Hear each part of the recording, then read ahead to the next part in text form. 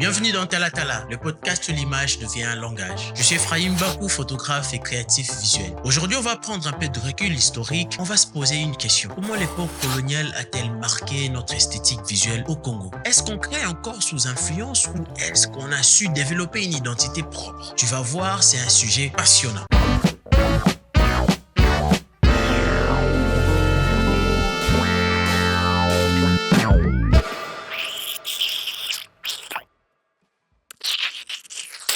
Pendant la colonisation, la publicité, l'architecture, l'art visuel étaient dominés par des modèles européens. Les affiches venaient de Bruxelles ou de Paris. Les polices de caractère utilisées étaient occidentales. Leur représentation de l'Afrique était souvent caricaturale ou folklorisée. Même après l'indépendance, beaucoup de nos écoles d'art et de communication ont continué à enseigner dans cette logique héritée de l'Europe. Résultat, on a longtemps pensé que pour être professionnel, il faut copier l'Occident. Cet héritage a laissé des traces, une préférence pour des couleurs sobres, froides, alors que notre culture est riche en tons chauds et vibrants. Une standardisation de logos et identités qui manque souvent des références locales. Une dévalorisation de nos motifs traditionnels, Bouba, Pendé, Tetela, etc., jugés trop ethniques ou pas modernes. C'est comme si on avait honte de notre propre esthétique.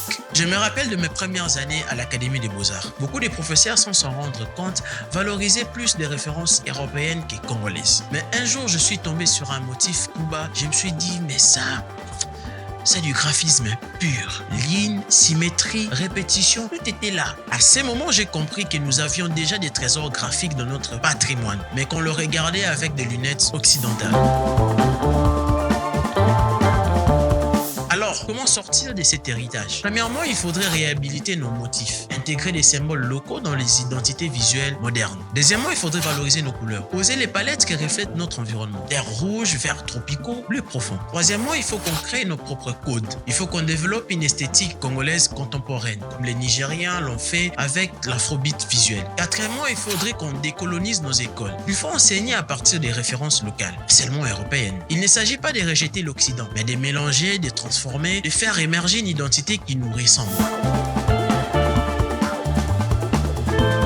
Mon conseil est simple. Commence d'abord à explorer ton identité visuelle à travers ta culture. Va dans le marché, regarde le pan, observe les peintures murales, le fresque, les tissus traditionnels. Inspire-toi de ça pour créer des visuels modernes. Parce que notre identité ne doit pas être une copie, elle doit être une voix. Alors, l'empreinte coloniale sur notre esthétique visuelle est encore là. Mais nous avons aujourd'hui le pouvoir de la transformer. Chaque créateur congolais a la mission de redonner vie à notre identité visuelle. Merci d'avoir suivi cet épisode. Si tu crois que notre culture mérite d'être célébrée, partage cet épisode. À très bientôt et surtout, crée avec fierté.